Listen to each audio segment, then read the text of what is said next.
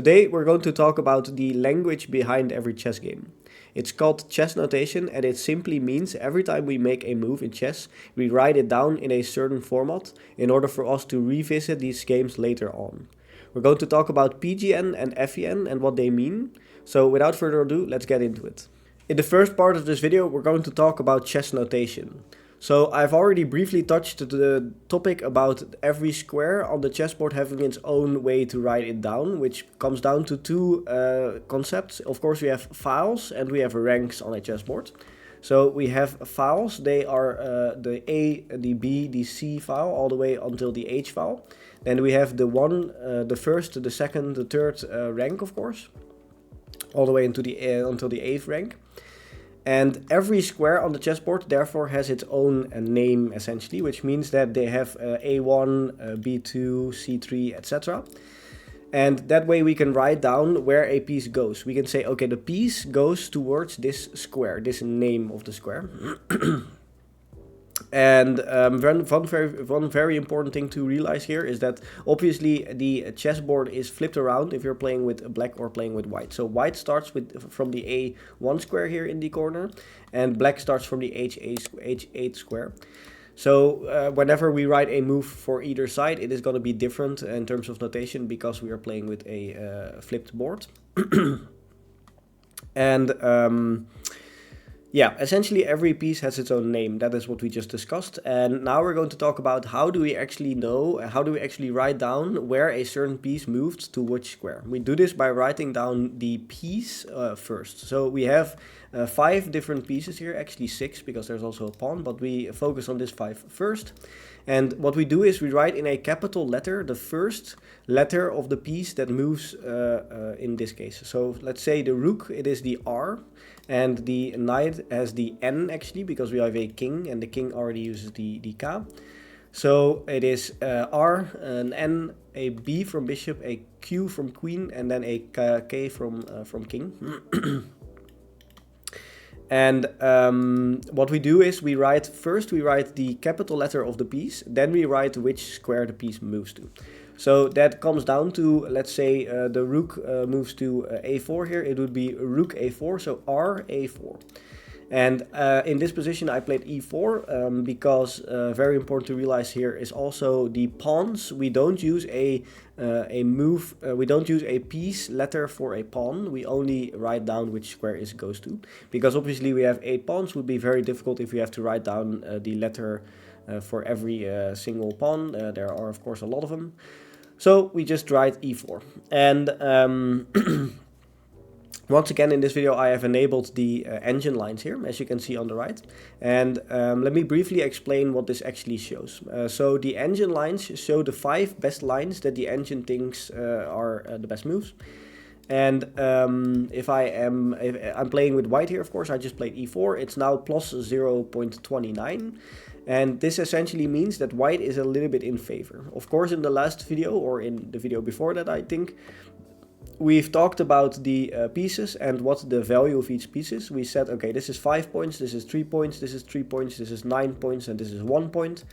So if he would go here, for example, I am able to take this pawn and I would be quite happy. So as you can see, it is already plus 0.65.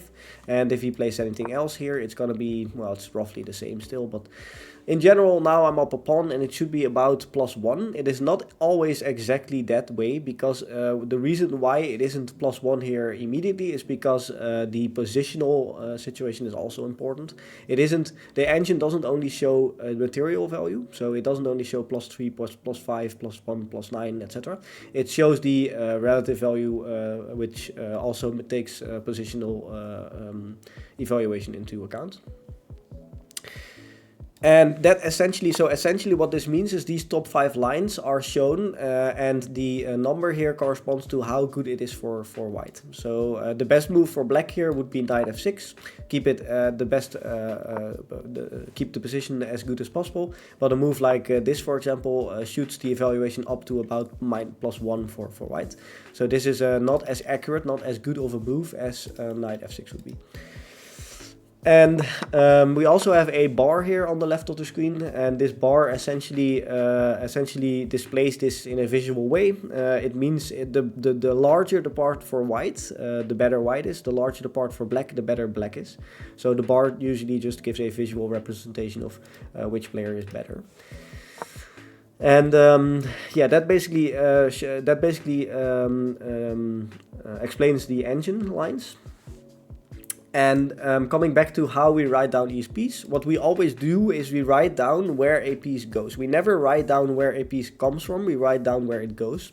So to give it a little bit of a visual explanation is, now of course I played e4. So we said, okay, the pawns, they don't have a letter that corresponds to the piece we move.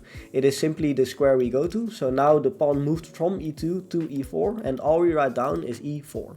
Now let's say he plays something like knight c6. As you can see here, we write down n, like we mentioned, the second letter of the knight, because the first one is taken by the king.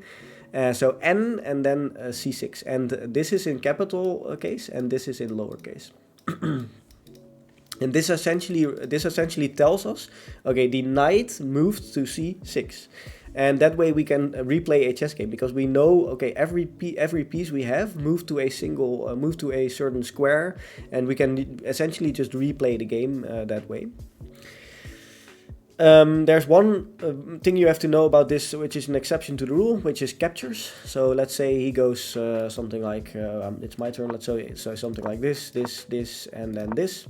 Now, of course, like we mentioned, pawns are able to capture diagonally. So this pawn, although it moves up straight, it is able to take the knight here.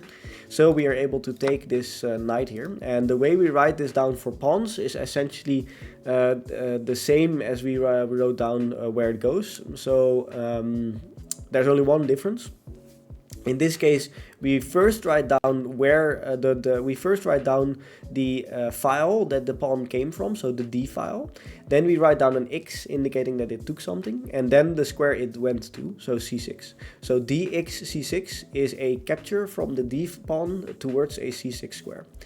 And yeah, the reason why this is becoming a little bit complex is because usually the pawns start all on their own file, of course. But in this particular situation, it is possible for a pawn from the D file to go to the C file because it captures diagonally. But yeah, you'll get the hang of it. It's not that difficult. You just need to know how it works. The more you see it, the more familiar you will become with the notation, of course. There's also a capture from another piece to another piece. So let's say instead of this, I play something like this, and then let's say I play something like this. Now I am able to capture the knight with the knight. And as you can see now, we have nx c6, and instead of writing the pawn, when the pawn captures something, it writes the file it came from. Instead of that, we write the piece that is corresponding to the piece that took something. So in this situation, we write down n, knight, and then x, and then c6, the square it goes to. So knight takes something on c6, which is essentially what this means. And yeah. So now we know how every individual piece is write down, and we know how we write down when we take another piece. There's a few exceptions you need to know here. For example, there is the exception of a check. And in this position, let's say instead of knight c6, black played this beautiful f6 move. Never play f6 in the opening. Now we are able to give a check with our queen, and we write this down by adding a plus to the square we went to, or to the notation actually just. So we write down queen, so q, h5, the square we went to, and then a plus to indicate it's a check. We do essentially the same with checkmate, but we replace the plus with a hashtag. So if he goes g6 here, and I play the amazing bishop e2, I am able to deliver a checkmate if he takes, because now I'm moving my bishop. It takes something, and it moves to the h5 square, and it's a hashtag because it's checkmate. There's no way to escape, and there's also no way to block anything, and there's no way to take the bishop. So this is essentially a very nice example to display here, because this is essentially a very complex notation here. We have the b from bishop, so bishop is the one that moves. And then we have an x because it takes something, and then we have h5 because that is the square it goes to, and then we have a hashtag because it's a checkmate. So yeah, that is how we write down checks and checkmates. There's another very nice exception we have to know, which is castling. We've mentioned castling in a previous video as well. It's essentially hopping your king to safety. And let's say we have a very normal game here. Let's say we go something like this, and this. Now I'm able to castle. And we write down castling actually very simple. It's an O, then a dash, and then a O. And yeah, that's basically it. Of course, there are two ways of castling. There's queenside castling and kingside castling. Kingside castling is O-O, but let's say the game prolonged for a little bit longer, and we had something like this. Now we are able to queenside castle, and when we queenside castle, we write O-O-O. And yeah, that's essentially the same, only with one extra O, indicating that it is the queenside castle and not the kingside castle. So yeah, very important to realize. This is how we write down castling. Yeah. There's another one that we have to briefly mention here. Let's say it's black's turn. Let's say we go something like this, and let's say we do something like this. And yeah, this is obviously just a dummy game, but that's actually not possible. Let's say we go here. And it's white's turn. Let's say we go here. Now we promote. So obviously this is not really going to happen in any game, at least not if you're playing a good opponent. But I just wanted to briefly show you how we write down when we promote. So promotion obviously is when we march our pawns all the way up to the other side of the board, and we are able to promote to a queen, or actually to all pieces except a pawn or a king.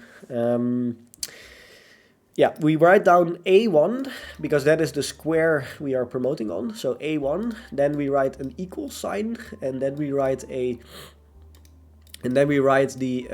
piece that we promote into.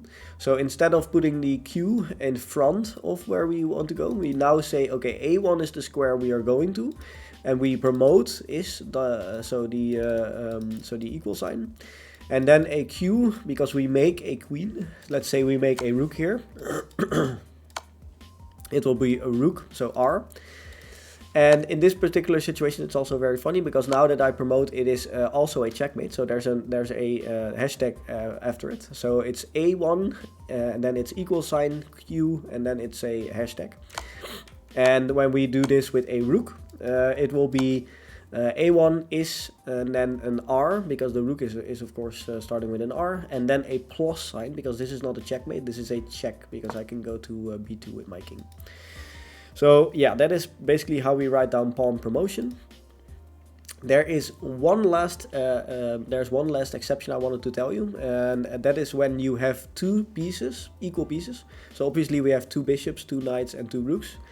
That can go to the same square. Then it's going to be difficult, of course, because in some situations, I've set up a board here in front of me. Some situations when you have two rooks connected with each other and you are castled, for example, you are able to move both rooks to the same square. And then, of course, if you write only the same notation as we did just now, you write an R and then, let's say, for example, D1 here, you are later never going to be able to figure out which rook moved to D1. So, yeah. So in this position, for example, it's white's turn, and let's say I play rook from the F file to D1. I have to actually write down rook F D1, because rook is of course the R, the first in capital case, of course, and then we have F, the square it came from, and then D1, the square it goes to. So this is an exception to the normal way we write it. We write it with an F in between, because we need to make a difference between the A and the F rook here. So for the last part of this video, I wanted to show you and explain to you what PGN and FEN is. So when we have a game of chess, we want to have some formatted or some standardized way we can share these games with each other. So we want to be able to have like engines, or we want to have tools like chess.com or Lichess, be able to directly understand the game that we've played in a standardized format. And these are called PGN and FEN. And whenever I have a game, so here I have a game that I played recently in my road to 2020 to 200, And I can simply say share game here in the UI of chess.com, of course. And the first thing it applies here is a link that goes to a chess.com website. If you open it, the analysis board opens and you can immediately go on, etc. But there's also an FEN and a PGN option here that we see here. And this essentially is two different ways of directly sharing a chess position or a chess game. FEN is a little bit different. FEN describes the position on the board. It's simply a way that describes the position on the board. So here, as you can see, there's a certain way to read this. I'm not exactly 100% sure how to read it, but I know it has something to do with the pieces. So here it's an R, an N, a B, a Q. So that's a rook, knight, bishop, queen, etc. So a computer can simply read this string, this text, and it knows exactly what the position on the board is. But an FEN actually doesn't hold the move order. It only tells you a position. So it is only relevant to share a certain position, not explaining how the game proceeds or went, but only showing the position that occurred from it. If we copy this FEN, let's do that right now, and we go to this other page here. I have a dashboard here opened. I don't know, I don't think you can see, maybe you can see this a little bit, but if I open the menu here, there's an analysis button here in the menu of chess.com. If I open that, there's a place in the on the right side of the screen where I can supply an FEN or PGN. Well, I'm going to do that right now. The moment you copy paste the FEN into this input field and you say add game, it will actually load that position. So in this position here, obviously we only move the pawn. Let's say we go somewhere in the middle of this game. We do the same, we share, we take the FEN, we go here, we go to analysis again, we paste the FEN and we did this. You actually get exactly the same position. The only difference is that I'm looking at it from the different side, of course, but as you can see here, this is the exact same position. The only point about FEN is that I don't know how this game got to this point. It only tells something about the position on the board right now. So it tells the computer, okay, this is the exact structure, this is the exact board setup. And yeah, that can be useful in some situations. If you want to share a certain position in which you want to show someone, okay, this is the best engine move or something, it can be useful. But PGN is a little bit more difficult or a little bit more complex. PGN also contains information about how the game unfolded. So when we do share again, the PGN actually contains quite a lot of information. There's a lot of things between brackets here that tells something about the event. This is like some metadata. So it says, okay, it's live chess on chess.com. This is the date. This is the round. This is white. This is black. This is the result. This is the current position. Look at this is the FEN again. Very interesting. Time zone. Some eco. I don't even know what that is, to be honest. But okay, there's some white elo, black elo, time control, and some metadata. And then afterwards it contains a string, and this essentially is the chess notation we've just discussed. This is exactly from the start to the end of the game how the game unfolded. So it says 1 point e4 c6 2, and then d4 d5, and then 3 ex d5 cx d5. So all of the things we've discussed in the previous section, this entire string concatenates all of that into a standardized format. And in this way, what we can do is we can copy this this value, and if we copy this, we paste it into the same input field here in chess.com on the analysis board. We get the entire game. This is just simply the same actually as we did right here, only from the different sides. So if we switch sides, it's going to be the same. It's the same game. When we go here, it's actually the same screen, as you can see. It also, chess.com is of course smart enough to know, okay, it's about a chess.com user named Gouda chess and about a chess.com user named, so I'm not going to pronounce that name, but you know. So, and that way, because of the metadata, it knows, okay, it's about it's a chess.com game between two players on this platform. It will look up for the names that is in the metadata, and it will load the the profile picture here and stuff. But the actual PGN, the actual value, will hold all of the information needed to analyze the entire position. So we are just simply able to analyze this position. So for example, when I play a game at my local chess club, I write down all of the moves, and I could, for example, ask an AI, an LLM, for example, this is my scoring form, and it contains all of the moves. Can you create a PGN for me? Then it looks at all of the moves, it creates a PGN, so a standardized format that computers understand to analyze a game. I can copy paste it, I can load it into chess.com, and immediately my entire game is playable in the website, in the analysis board here of chess.com. So that is very, very useful, because if you are trying to improve in chess, you need to know what mistakes you've made. And if you play an over-the-board tournament or an over-the-board game, you want to be able to analyze that game afterwards on the computer. So yeah, that is basically it. So like I mentioned, the string we've just looked at, if we look at it once more, so share, we have this string that contains all of the different moves. So e4, that is a pawn move going to e4, c6, a pawn to c6, exd5 is a pawn that captures on d5, cxd5 is a c pawn that captures on d5, knight f3 is a knight that moves to f3. Castling, we have some checks in here as well, probably. There's bishop xd4 check, so a bishop takes something on d4 and delivers a check. There's king f1, and then there's bishop xa7, and then it's actually not checkmate, my opponent resigned.